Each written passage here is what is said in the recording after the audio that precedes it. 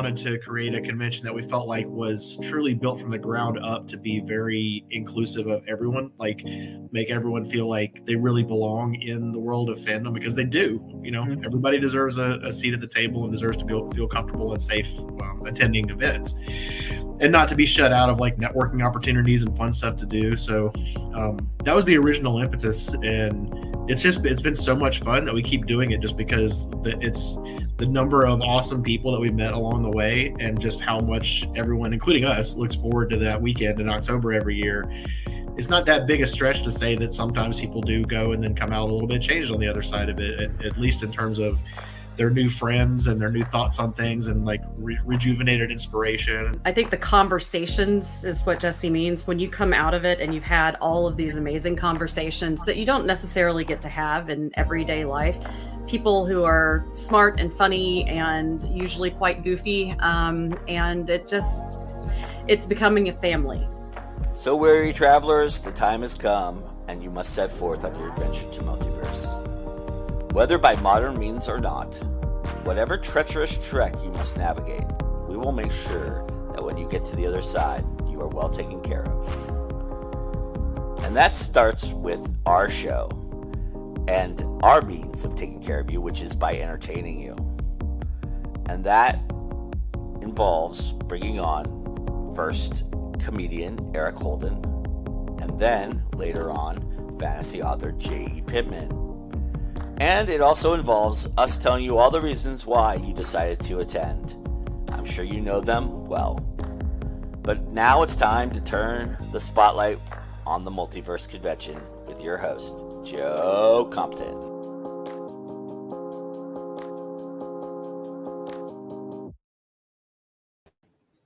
Yes, hello everybody. Spotlight on the Multiverse is live, and I am Joe Compton. It's nice to see you. Nice.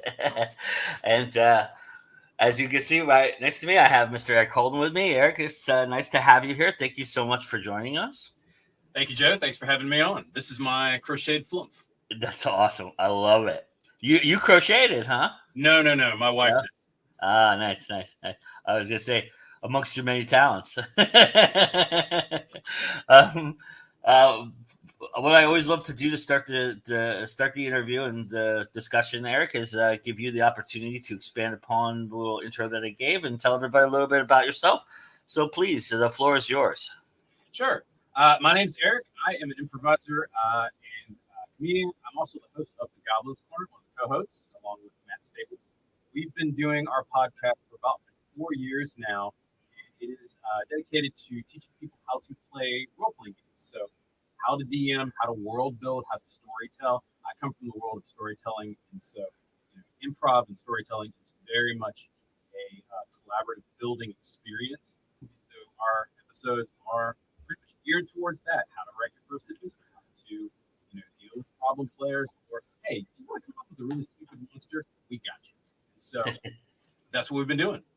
That's awesome. I love it.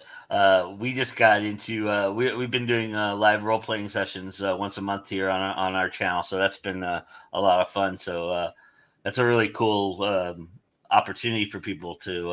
I think over the years, role playing has kind of become in again, and I think that's pretty cool that you guys have been able to foster that and help people figure it out.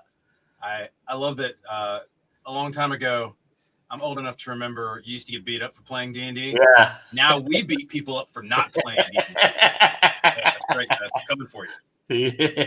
Nice. How many multiverses is this for you? Is this? So I've done other conventions, but this will be our first multiverse. So that's awesome. So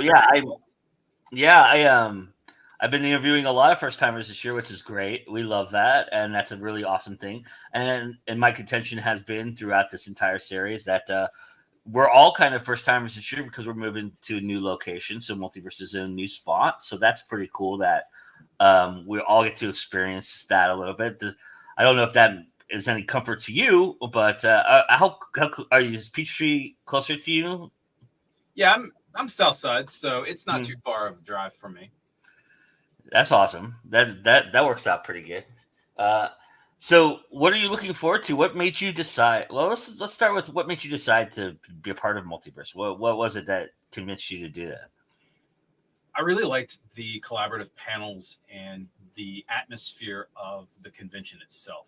It's very just accepting of other people, and something that I try to say on the show, and that Matt tries to say on the show is this is for everybody, right? Role playing games, whether you play Pathfinder, D&D, Fallout behind me, Shadowrun, any of the billion games that are out there, or you just play a card game and you want to do a little storytelling or improv.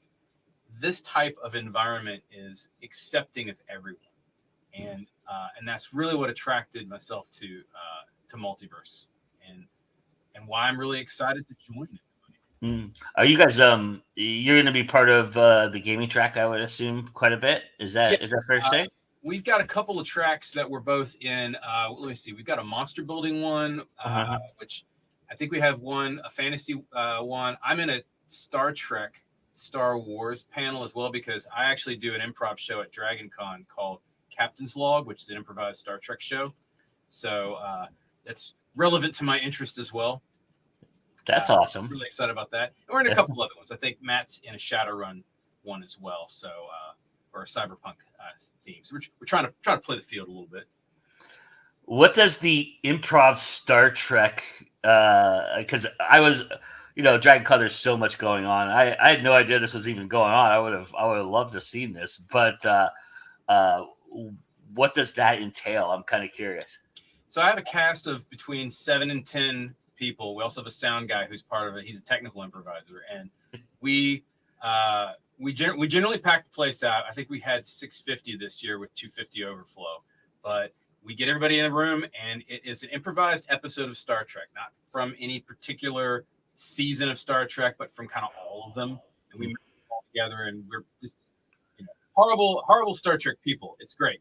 One of the cast, by the way, has never seen Star Trek, and so you get to figure out who that is during the episode.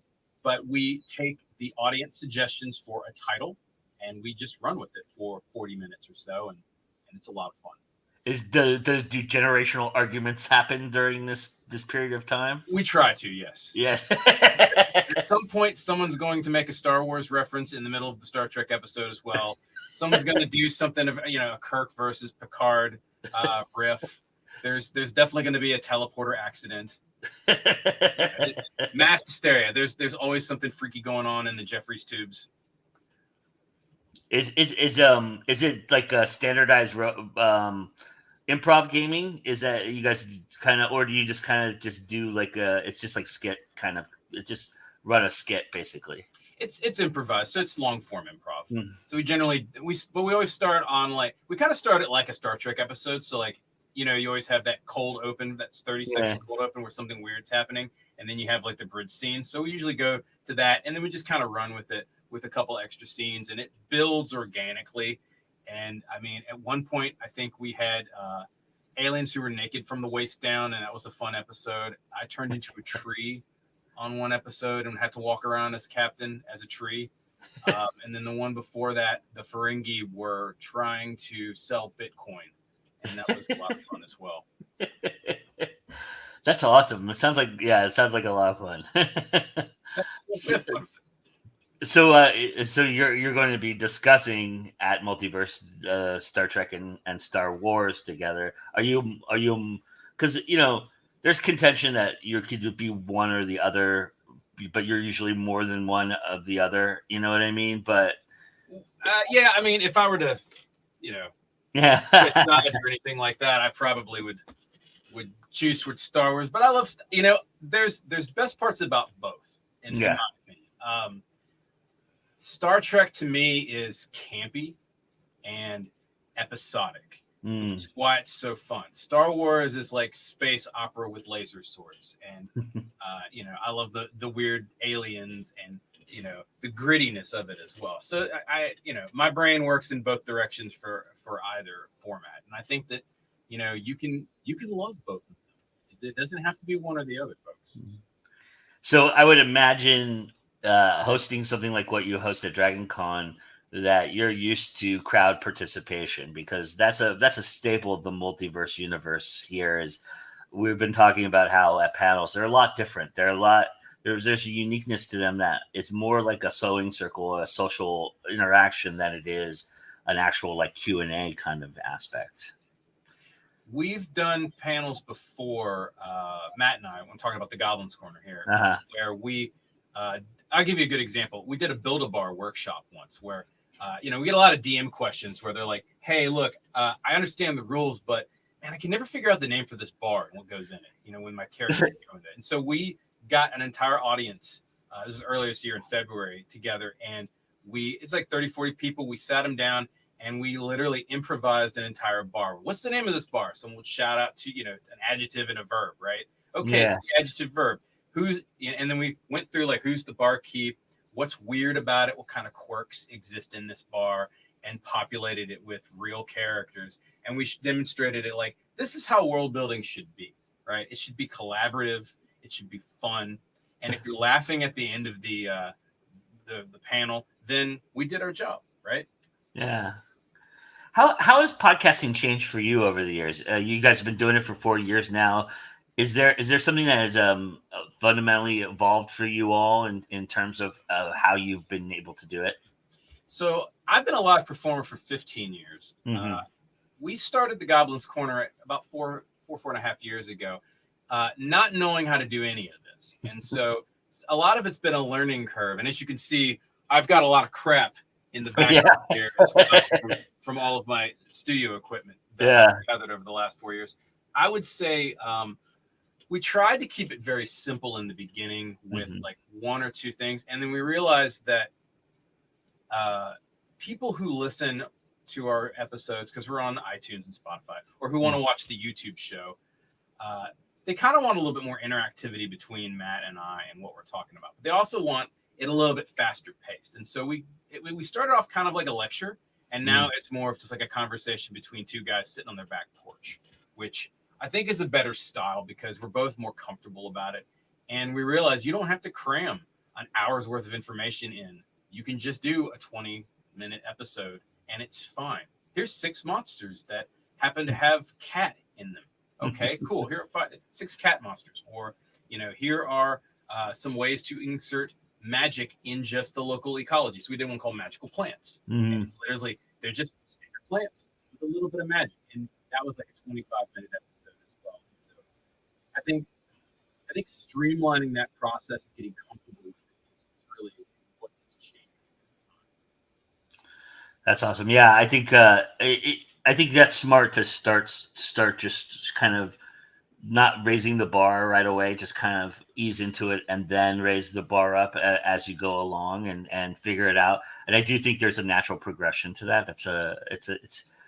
It does, because you start to realize you're getting an audience, and the audience has thoughts about what you're trying to do as well, right? And so it helps. That feedback helps you kind of raise your game a little bit as well. Yeah, and there's less pressure on stuff as well. True. We don't care if we get famous. We'd like to make money off the podcast. If anybody wants to pay us, you're more than welcome to. But we're not Hawk to a Girl. We're not the number 3 podcast in the world, right? We're a niche market in a niche market, and we're fine with that. We're having fun. And again, that's why people love us, because we have fun on our show too. Are you guys going to broadcast live from Multiverse? We've considered it. It really depends on. I know I've got like 5 or 6 panels that I'm in, so I think in between those, if we can, we will. I don't remember if we're going to do it in the room or not. So, well, there's a dedicated space now at Multiverse Studio 42. So I might do kind of like an impromptu rando roundtable with guests and people who are presenting. I think that'd be a lot of fun, where we just invite them to come and talk for 5 minutes about whatever, and then we'll broadcast that. I think that'd be a lot of fun as a live stream. Well, look me up. Find me there. I'd be happy to do that if you guys are going to do that. Sure. I would love to be a part of that. I'm curious from your perspective, since I have an expert here. What do you think is the biggest struggle for DMs right now? What do you think is their hardest issue that they have to deal with? I think getting over the fact that it's okay to not know everything as a DM. we get a lot of emails where people are like, look, I know these rules, but I'm really worried. It's almost like they're afraid of being wrong in front of their players. But if you're not doing this professionally, and even if you are doing it professionally, the craft is very accepting of just making mistakes. Some of the best mistakes are the most gracious creations. I'll give you an example. So a long time ago, my characters were fighting a red dragon, and I was tired because it was like 2 a.m. It was a long game session. Cheetos had been spilled on the floor. There was probably beer involved at some point. Bread dragon instead of red dragon, and my players died. Oh, it's a bread dragon. That's right. Was it a garlic bread dragon? I'm like, and I said, you know what? Screw it. Yes, it is a garlic bread dragon. It'll just coat you in hot butter, and that became a running gag. I have a monster now that's a bread dragon, and it's going in a book that we're publishing this year. Oh, nice. So, because of that, I was totally wrong, right? There's nothing wrong with just screwing up and having fun like that. I mean, Chuck Tinkle's made a living out of it, right? So, I mean, mashed potatoes killing you is nobody would ever have thought of that. That comes from a mind, right? Yeah, so I would just say lean hard into having fun. Bread magic is indeed an actual thing. Yes. That's awesome. So what do you think is the hardest part about being a DM? I think the hardest part about being a DM is cat herding, professional cat herding, getting people to play. There's a lot of tools that you can use to get yourself organized a bit more and get people on a schedule. But it really is just logistics. People have a lot harder lives now to just get together, whether it's online or, hey, if you're some of the rare individuals that still play in person, good for you. Like, I've been trying to get my players to come back after the pandemic, and they're like, nah, I'm going to sit in my house. But that's tough. Organizing some of the stuff, dealing with a lot of the VTTs or WotC's excuse of a VTT, D&D Beyond, that's kind of a pain. And just getting yourself, having a good flow, right? Making sure that you update stuff so that you don't forget things as well. Do you think that being a natural comedian, do you think that that comedy has to play a part in some of these games as well, that maybe people wouldn't have thought comedy plays a part in? I think it naturally plays a part in it. I'm not necessarily sure it's needed. You can definitely do stuff like, I did a lot of White Wolf games as well. So we played like Vampire the Masquerade and Mage and stuff. And that's a lot more dark horror, although comedy can play a part in that as well. I think the best comedy comes from when you are serious about your characters that you're playing as a storyteller, and your players are serious about what they're playing, and then you just kind of throw something ridiculous in there. That's why stuff like The Naked Gun was so funny, because Leslie Nielsen was a dramatic actor, and he played it completely over the top, Totally. Yeah. I mean, and that started with Airplane for him. So it was That's like, right. Yeah. Airplane Police Squad. I am serious. Don't stop calling me Shirley. Yeah. Absolutely. Are you still performing? Do you still perform from time to time other than at Dragon Con? Or is that part of your life over for you? No, I still perform on occasion. I have a couple other shows we do as well, but predominantly we do the cons. So we'll do FroliCon, Dragon Con. We're looking to do Chattacon in Chattanooga next year as well. And then I sometimes play with other groups around Atlanta. I was part of the Village Theater back in the day, and they've since closed down a year ago. So I was part of their main cast for a long time. What's your favorite improv game? I love Remote Control, which nice. It's an improv game where the MC has a remote control. You can go backwards, you can go forwards, you can put it in Espanol, you can play like the anime button, or have people make up whatever it is. You can do the buzzer where if someone goes, you have to rephrase the last thing said. So I just love doing ridiculous stuff like that. The buzzer is always a popular one when that game gets going. I'm also, if I can fall on stage at some point, I will come out black and blue because my old ass will not tumble properly. I don't care. I will take a pratfall like nobody's business. I think you have to, if you get a chance, if you're not doing a panel at the time, check out Storytellers After Dark, because that'll give you some opportunities to do some improv acting on stage. It's basically, I don't know if you know the concept of storytellers, but No. it's basically authors have submitted pieces of their work that they're going to read on stage, and they're going to have people from the audience come up and act out those pieces as they're reading them. So they have volunteers come up, and every person that goes up on stage, I mean, this is just a cherry on a sundae. For a lot of people, they just want to have fun with it. But what you do is when you go on stage, you get a raffle ticket. Everybody who attends gets a raffle ticket, and there's prizes that at the end that you can win for participating. I mean, that's just a cherry on the sundae kind of thing. But I mean, I've seen there's some ridiculous things going on, and there's definitely pratfalls involved in a lot of those scenes. So you might get your falling stage fix. That's really cool. I like that. Yeah, I think it's happening this year. I want to say Saturday night, but it'll be in the schedule. But it's one of those after 10 o'clock panels. So if you're not on a late night panel, I would check that out, because I think you would really get a kick out of that. So. That sounds like a lot of fun. Yeah, I definitely will have to check that out. So writing is a muscle. Improv is a muscle. Comedy is a muscle. Do you feel like they have some similarities, or do you feel like you use different muscles for the different aspects of what you do and who you are? I think all of them are inspired by creativity. I think all of them, you got to be a little bit mad to be a writer.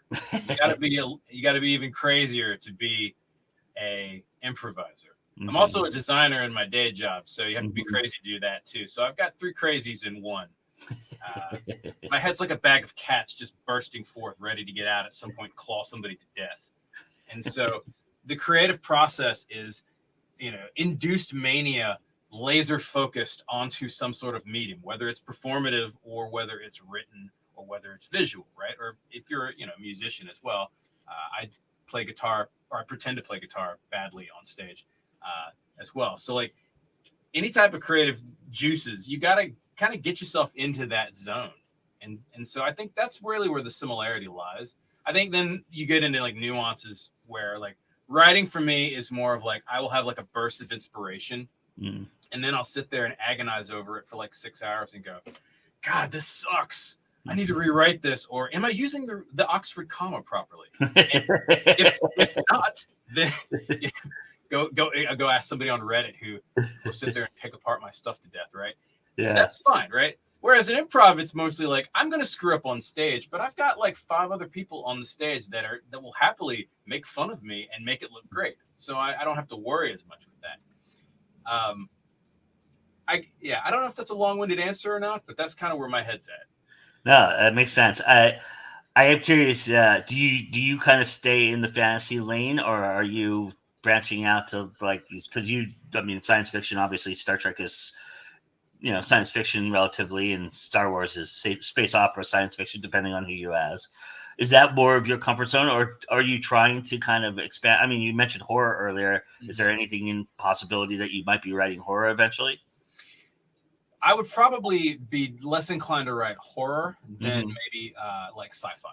I do have a great love of sci-fi, whether it's cyberpunk stuff or, William Gibson type stuff, or whether it's, post-scarcity, Ian M. Banks, or even like some of the Golden Age Asimov type stuff.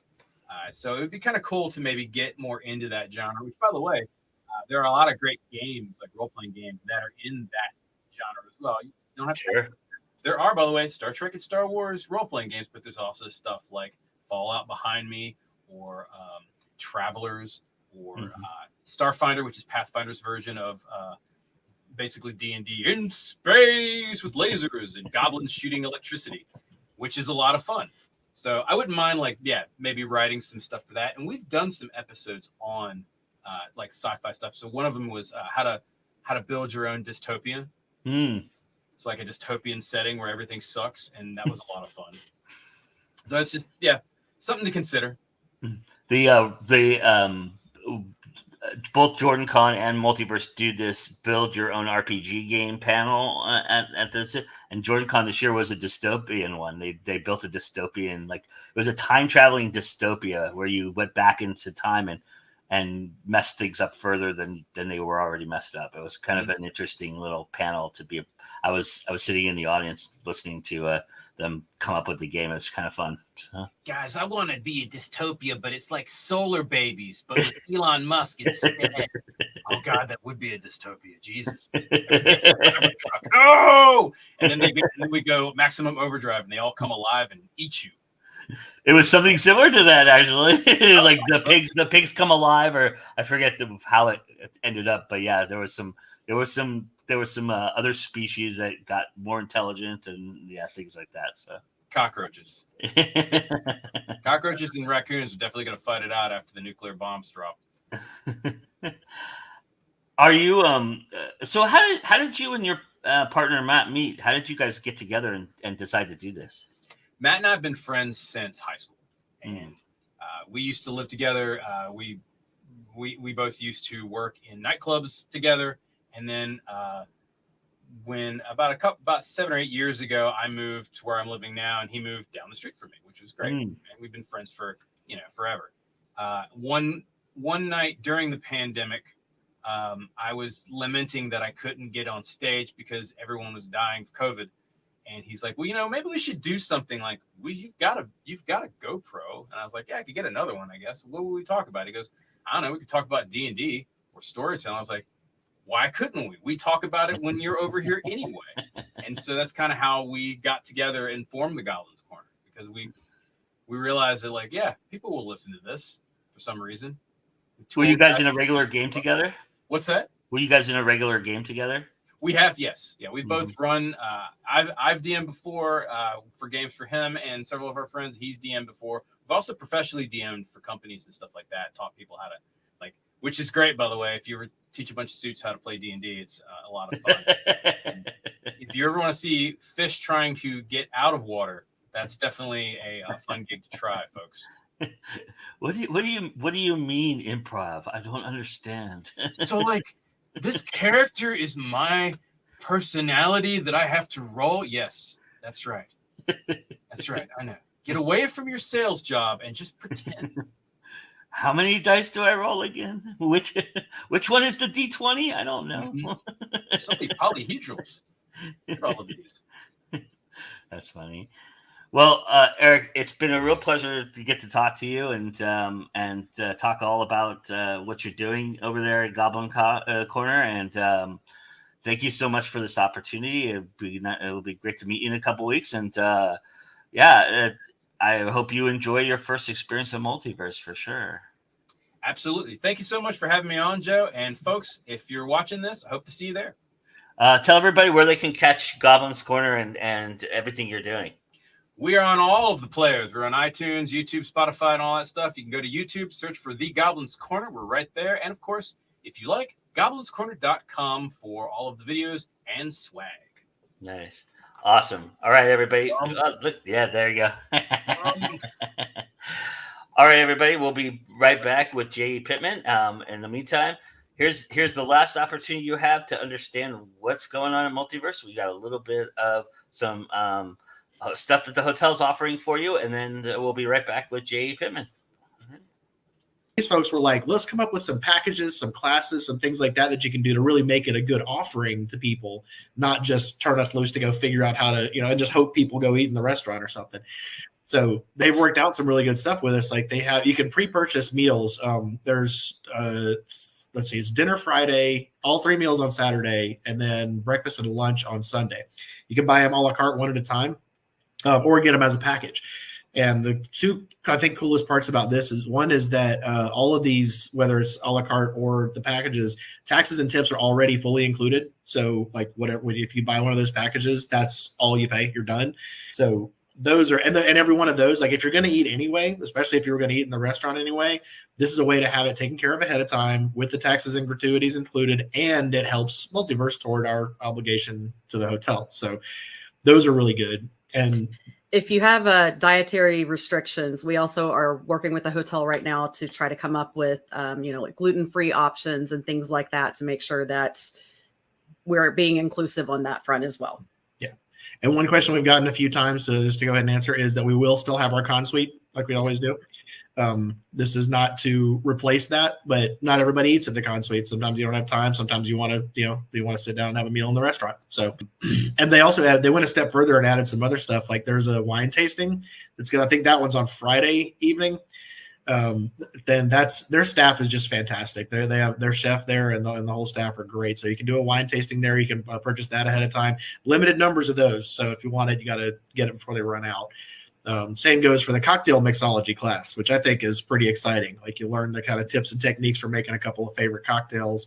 And the best part about the wine tasting and the mixology class is you get to drink the results. Like it's like going and buying a couple of drinks, but you're actually getting to make them yourself and learn a little something. And yeah, so those are good options too. You can add those on if you like. 7 to 8:30 is usually the dinner break, and so those classes will be during that time so that they're not against programming. So you won't miss any of the Multiverse programming if you do those. Yep. Yes. Exactly. And Joe says, got my drink package. The hotel may regret that option. So you want to talk about the drink? Yeah, I was going to get there because that's another one you can get ahead of time. Would be the Saturday night open bar. And we like to do it upright because, like, if you ever, it's nothing against any hotels, but if you ever have had drinks in a hotel bar or anything like that, they're going to get their money. Like it's not the cheapest place to get drinks. So the way to do it, if the option is there, if there's an open bar option that you can get ahead of time, you will save yourself some money. And we didn't want to, this isn't just like for an hour. This is for 4 hours on Saturday night during the late night programming and the Saturday night party. So yeah, 4 hours, all you can drink. We'll make sure there are some decent brands, beers, wines, everything for you, and non-alcoholic drinks too. That'll be included. Although that's debatable whether the value's there if you're just going to be drinking Coke. And then we've packaged it all up together. Like if you just want to have everything done ahead of time, you can get what we call the Everything Everywhere package, which is you get all 6 meals that I mentioned, plus the wine tasting, the cocktail mixology class, Saturday night open bar, and your con t-shirt. Just all in one package. So a lot of options there. They're all on the checkout page. So when you go to get your membership, they're all right there and you can just get it all at the same time. And now what if people have already bought a membership? Can they then go back in and buy those other things? Yep. You can go back anytime and pick them up. Yes, you can. And get some packages. Like I was saying in that video, I got my drink package. I'm ready to go. So Also, it's nice to see you, sir. Good seeing you, Joe. How you doing? Good.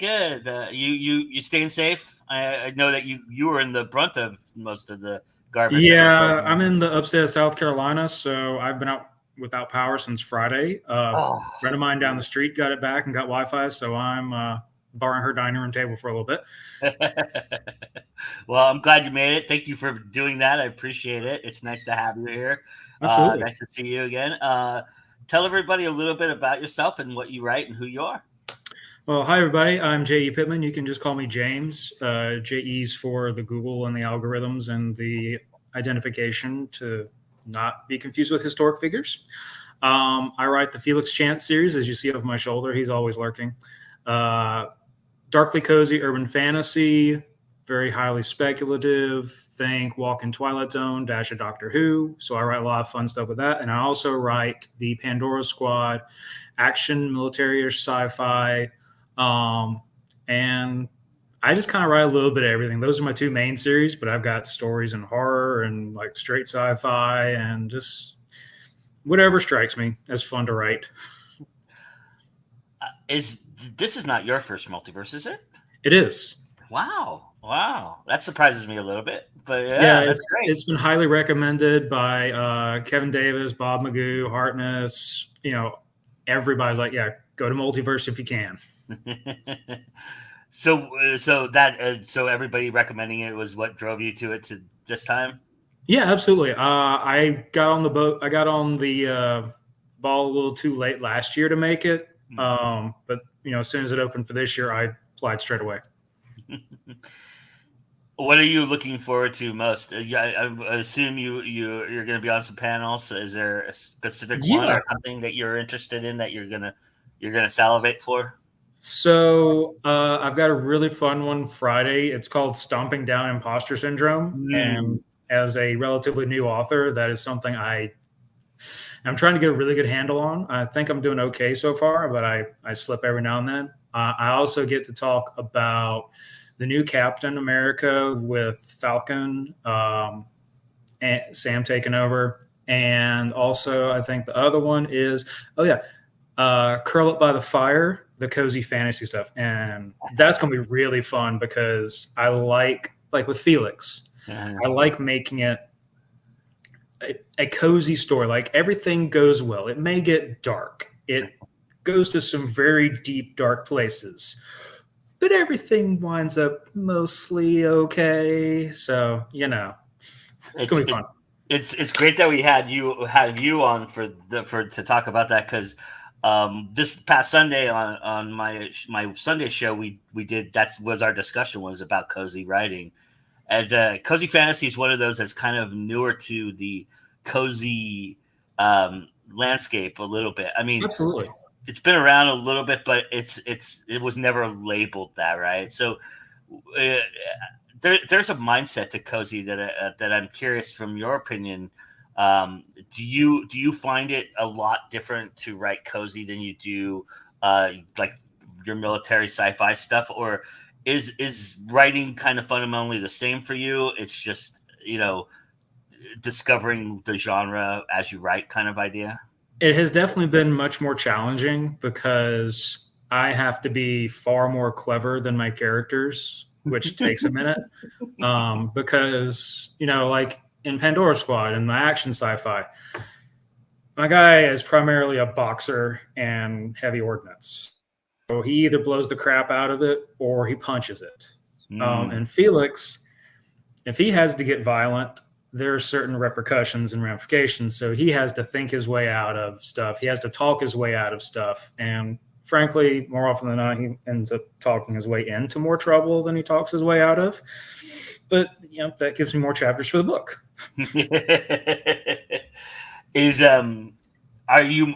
Would you say cozy's more natural for you, or do you feel like that's really stretching who you are? Honestly, Felix is one of the most like me characters that I write. I like talking my way out of stuff. I like thinking my way through things. I like that clever twist, the 2 steps before things get catastrophic. You just kind of really pull it out of the fire type thing. And he's also snarky and kind of a jerk and just funny, and everything I like to bring out in myself when I can. I don't necessarily always get to.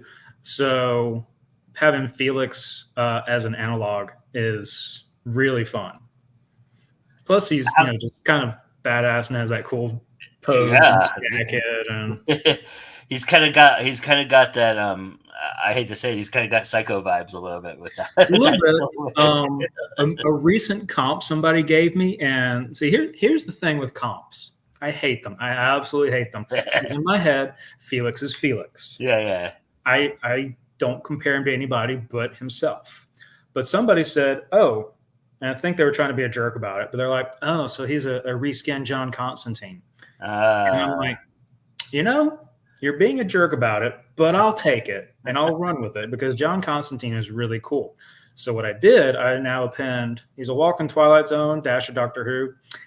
Basically what would happen if John Constantine tried to live the slow, quiet life and failed miserably. So that's how it goes. Which he would, because John Constantine's not one to not mix words. So exactly, he will. He tends to, like I say, talk himself into more trouble than he talks himself out of. Absolutely, yeah, for sure. I did subconsciously pull that bit from Constantine and the Doctor and all my favorite trickster character types, because that's the core of Felix's trickster. How deep are you into Felix's world right now? How many books do you have of his? 2 published. The third I got a little stalled on because of family stuff, but I'm projecting to have it published by end of year. And I'll wrap up the first arc in the Felix.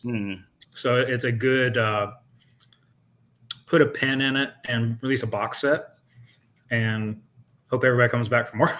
Because I have at least 12 planned. Oh, nice. So I've got the lore pretty deep. It's just the execution. So is you're doing this one in 3? So is it a continuated story? Because usually cozies they kind of wrap up pretty neatly, right? So this is what I did. Since everybody's been hurt by certain authors, I will not throw shade at. And the number one question I get when pitching in at cons is it finished yet? I make every book a standalone, but there's one line that bridges to the next. Love that. So even each chapter is standalone. I wrote it episodic. It is like a TV series. Each chapter is a standalone story. You can finish one chapter and have a complete story, and then you can pick it up whenever you have time. But see, here's the thing, Joe.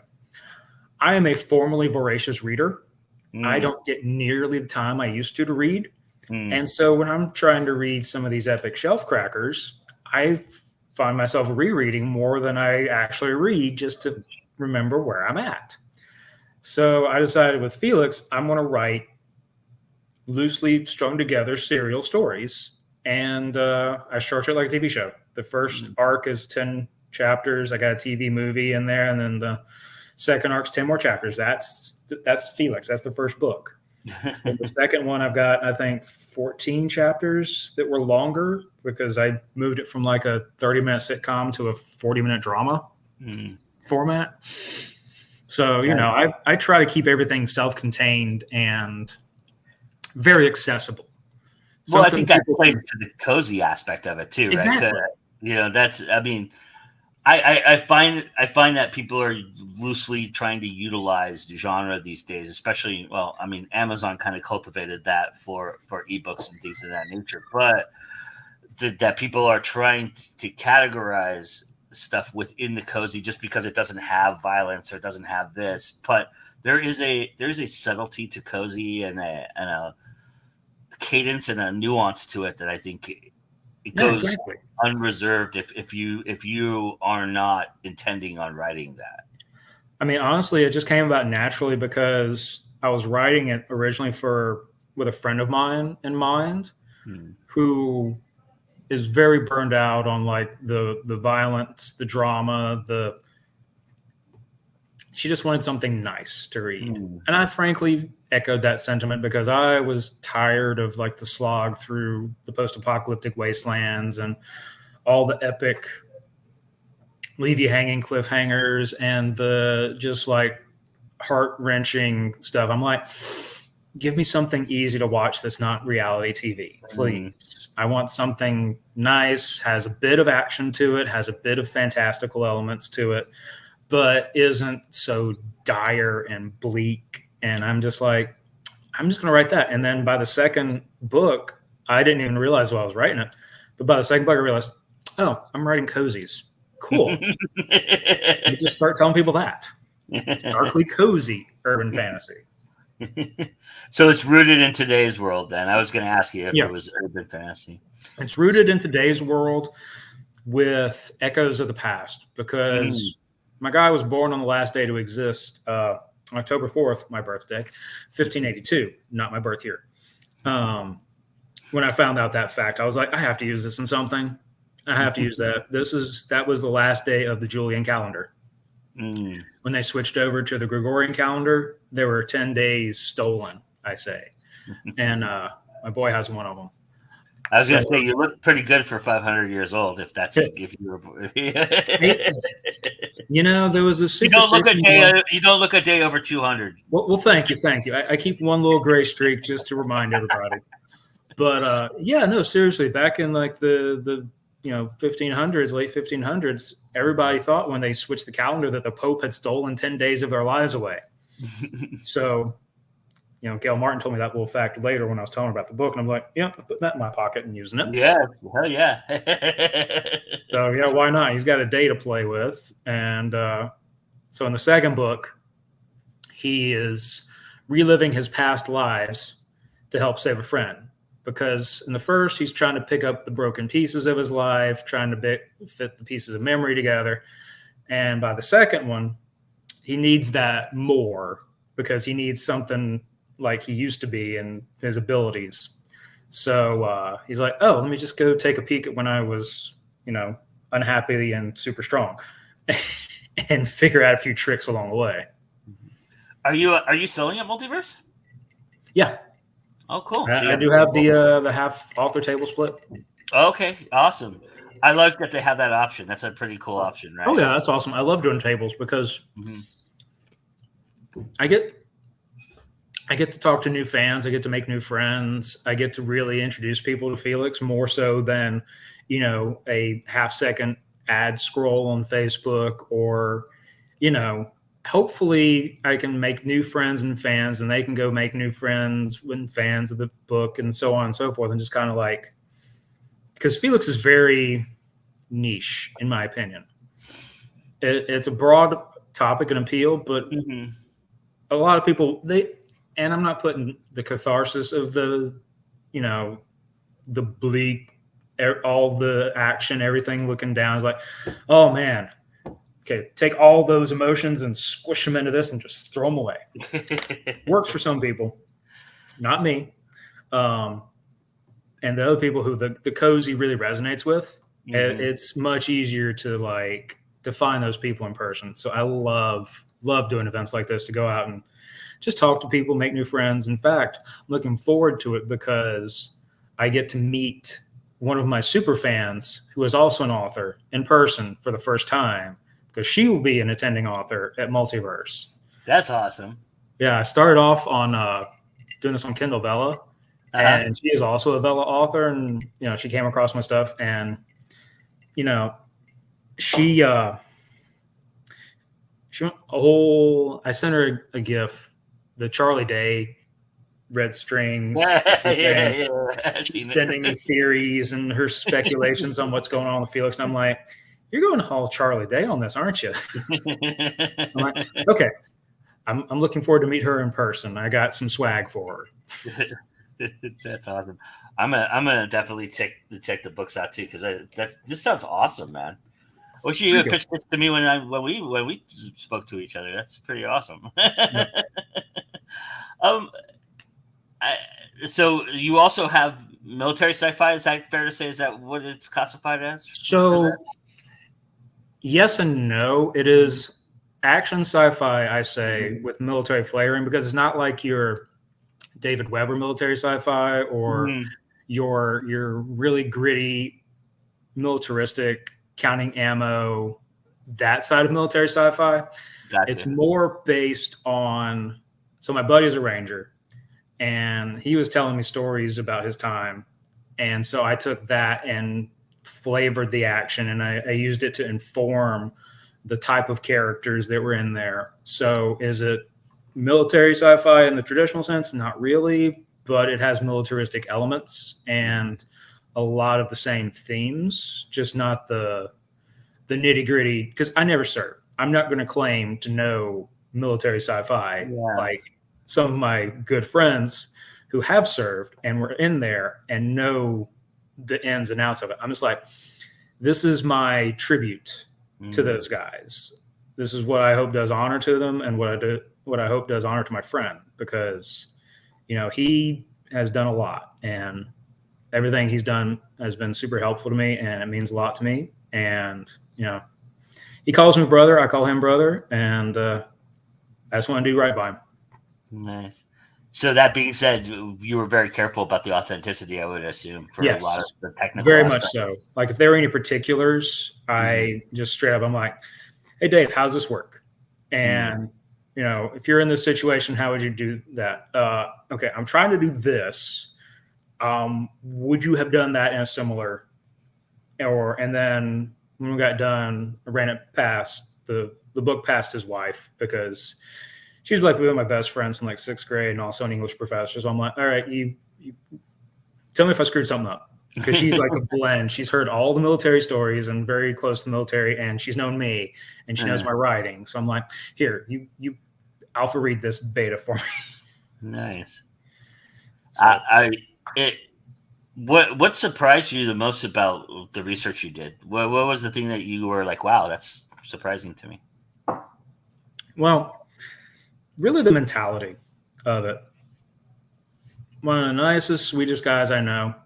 And then the origin story for the vibe of this book was he was telling me about playing peekaboo with snipers. And I'm like, well, these are two different people, super ultra violent, and he will mess you up, versus super nice, genuine, really cool guy, good drinking buddy. And just that figuring out how to blend those together and like really see the impact his time in service had on him and just kind of reflect that in the story as it developed. Because the story, my main guy is former Ranger. He was recruited to this special operations team. It's an experimental unit. They get supernaturally superpowered. And then shoved off planet to go fight things out of Nightmare. But it kind of has a measure of Suicide Squad or Dirty Dozen to it because they pick the candidates from, the military prisoners, whether they were rightfully imprisoned or not. That's been debatable. That's been a hot topic in the book. Like, who got railroaded? Who got kangaroo court-martialed? Et cetera, to be put in this unit. So it reflects a lot of his time in service as a Ranger, and it reflects a lot of my other military friends. I had, just grunts. I have another Ranger friend. I've had some friends who were SEALs, Delta, you name it. I've had friends in like every branch. And so taking little bits and pieces and have that nuance play together in this whole like mishmash unit was really fun. Like, there's a lot of fun things. Some special operations unit don't like about other special operations unit. There's a lot of shade thrown behind the scenes. And branches too. Marines and Navy and Air Force. Yep. So. My friend had some stories about him and the SEALs. I bet.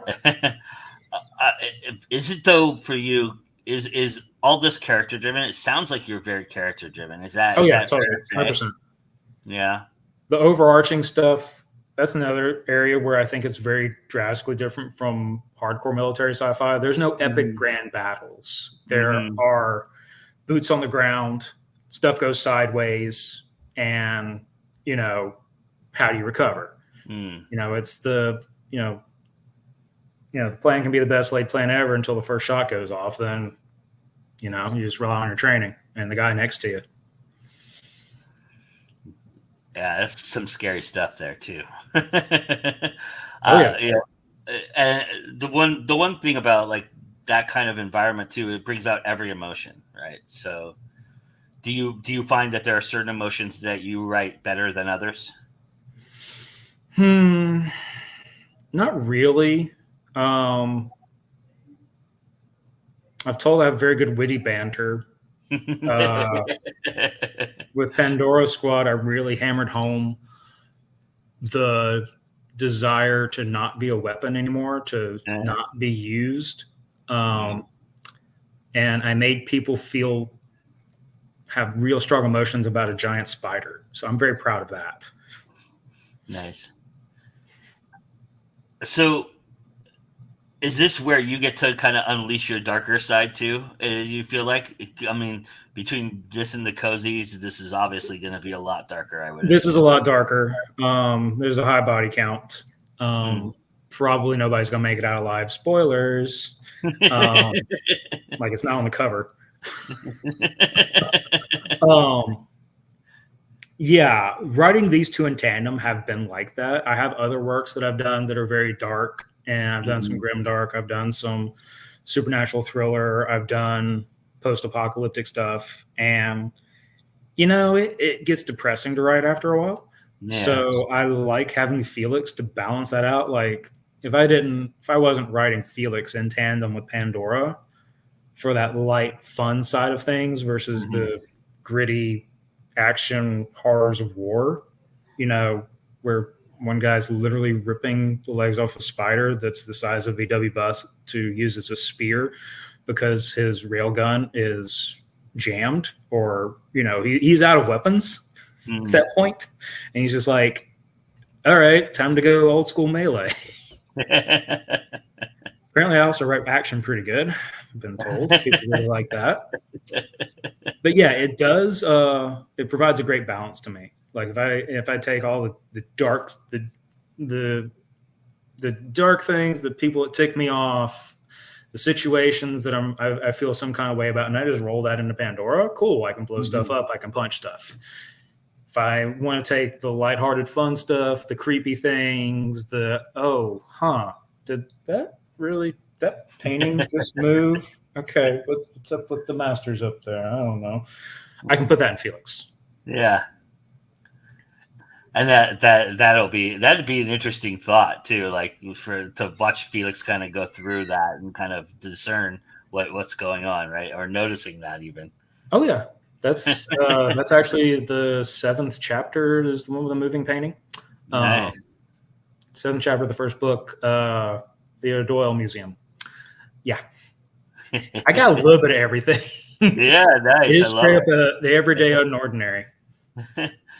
Well, it's been a real pleasure to talk to you, my friend. Thank you so much for joining me and doing this. And we'll see you in a couple weeks. And tell everybody where they can get these books if they're not going to be at Multiverse, so that they can check you out and get everything is Felix related and all the sci-fi stuff you're doing. So sure. The main hub for all my stuff is Half Acre Pond. You can see it on the screen there. It links to all the places you can get Felix and Pandora, my shorts, stories, anthologies, little flash fictions I do. They're up on the site. But Felix is available in ebook. It's in KU right now. Paperback, Audible. I have the audiobook read by the amazing David Blue. And I'm working on the second one. Pandora Squad. Working on the audiobook for that. I met a narrator at Dragon who will hopefully be taking on the project. So stay tuned. Nice. But yeah, halfacrepond.com. On Facebook is J.E. Pittman Writes, and Instagram is j.e.pittman. Barcon paid off for you a little bit. Oh yeah, I love Barcon. Barcon's the best. Nice. Awesome. All right, guys. Well, we've got some stuff to talk about left over for Multiverse, so get you ready for that. And then I'll be back to close out the show. So here you go. And thanks again, James. It was nice to talk to you, man. Thank you. Have a good one. Are you ready for the latest and greatest new area from the Multiverse Convention and our friends at Do You Validate? Welcome to Studio 42, which is a free-to-use dedicated space for podcasters, streamers, and content creators to reserve time and capture your amazing content right in the heart of Multiverse without interruptions or distractions. The good folks at Do You Validate will be providing 4 microphones, 4 headphones, a stationary camera, a mixing board, and tables and chairs. You bring whatever you need to stream your content. Studio 42 is completely free to reserve and use, and it's included in your Multiverse membership. If you do need additional services, however, Do You Validate is offering killer discounted prices on storage, editing, and production. You can find all of that and more information on how to sign up at multiversecon.org/studio42.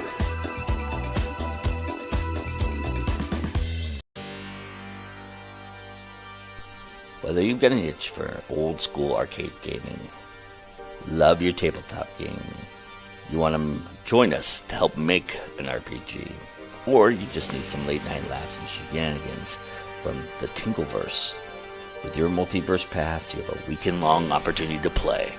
Whether you love card games, board games, dice games, arcade games, video games, doesn't matter.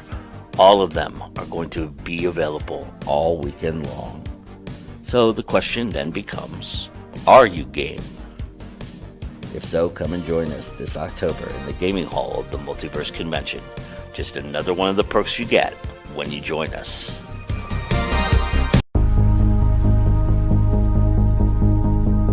The Learn Track is a unique experience that has always been a part of the Multiverse Convention.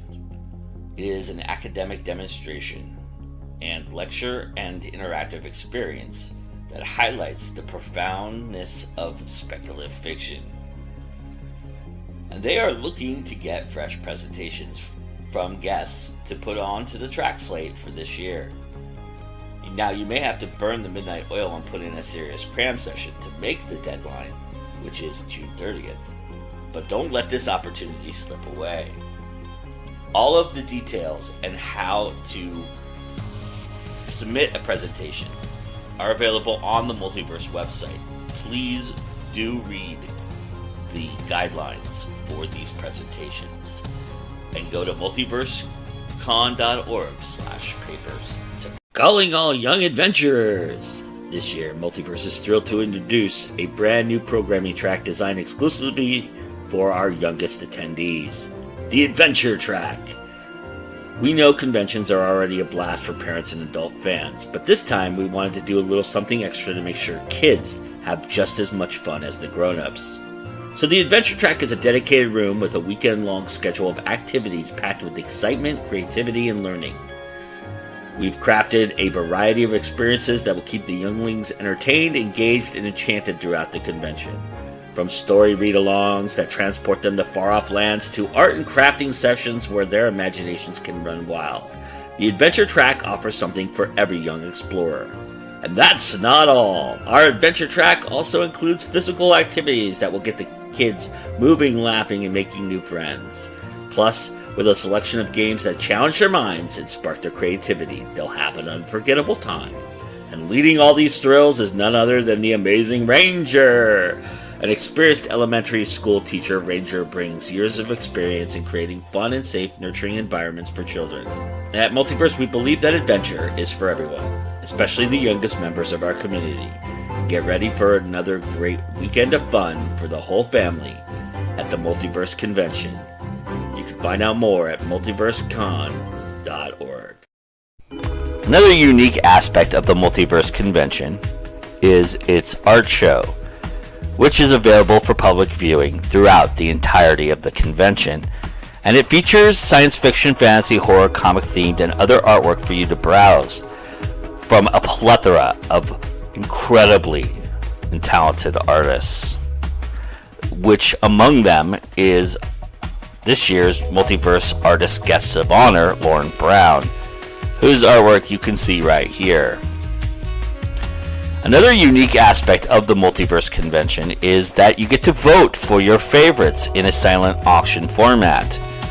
Voting commences until the gala, which, if you have a badge, you are eligible to attend.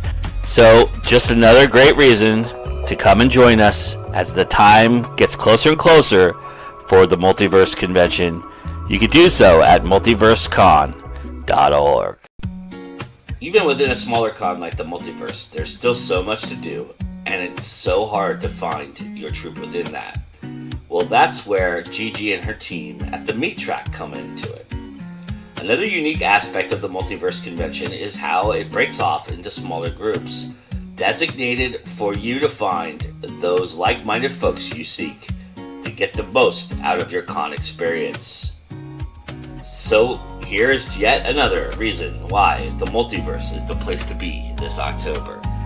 You can find out more about the Meat Track and all the tracks that are involved with this year's Multiverse by going to the website at multiversecon.org.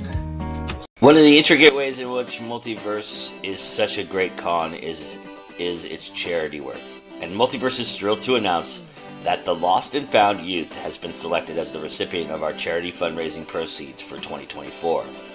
Lost and Found Youth is a 501c3 nonprofit organization dedicated to supporting LGBTQ+ youth experiencing homelessness with a mission to equip them with the skills and resources necessary for independent living. For more details about Lost and Found Youth, you can find the link in our description below. Multiverse is utilizing the 32 auctions once again for its charity auction, featuring a variety of items available for bidding both at the convention and online. Additional items, including those from our charity art jam, will be continually added to the site, providing bidders with the opportunity to review and place bids remotely. You can visit the auction page at the link in the description below. With the overstimulation of the hustle and bustle of a convention, it can be hard to find that tranquil space, that zen that centers you. Well, luckily at the Multiverse Convention, we have you covered. Literally, even with a weighted blanket if you'd like.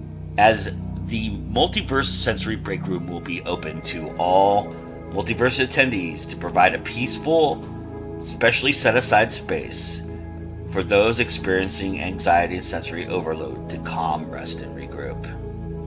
And in honor of that, the spotlight on the multiverse and going now, I want to offer you this opportunity for a moment of zen.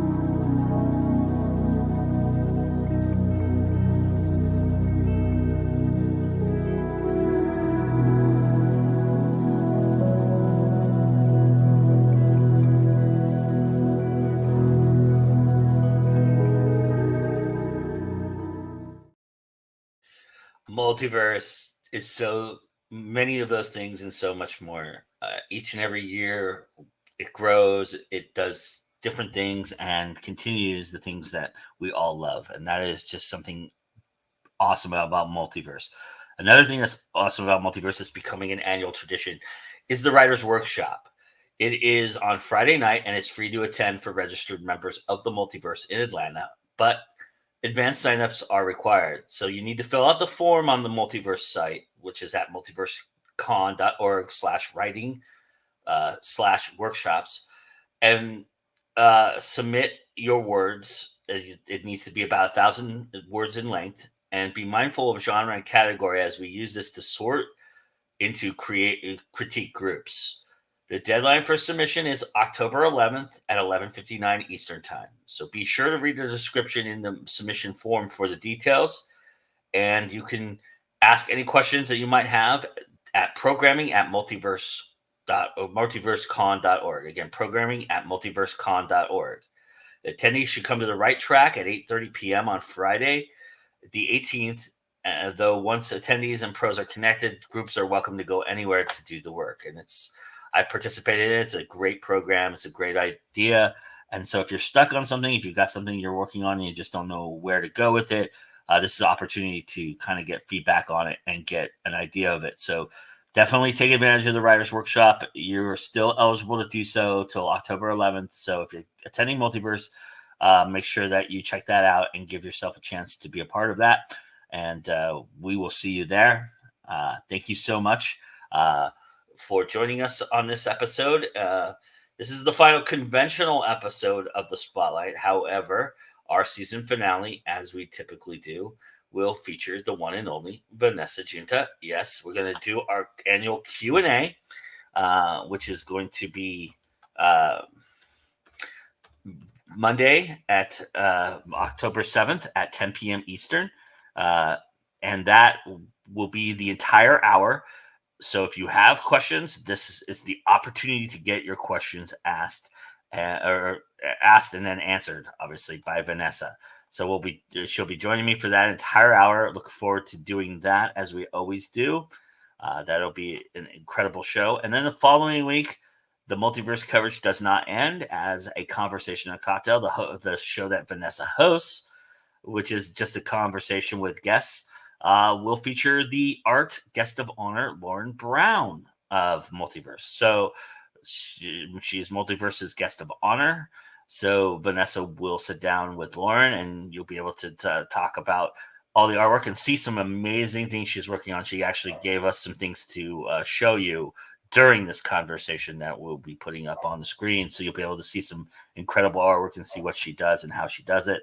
That's all happening in the next couple weeks. And then, of course, Multiverse is that weekend. And we're looking forward to being there. As always, we will broadcast This Week in Indies that Sunday from Multiverse Live. And I'm looking forward to that.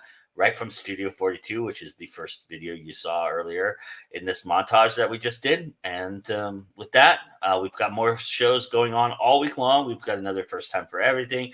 I have a spotlight episode with a film that you might be interested in if you're a fan of like John Cassavetes movies or Woody Allen movies.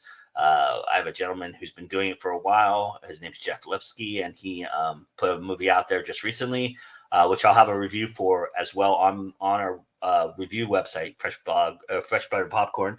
And we'll be talking about that movie out in the spotlight. And then we have some more great shows for you all week long, like I said, and then This Week in Indies on Sunday. That's it for us, everybody. Thank you so much for joining us. And remember that it's always time to go indie now. We'll see you again soon. Bye.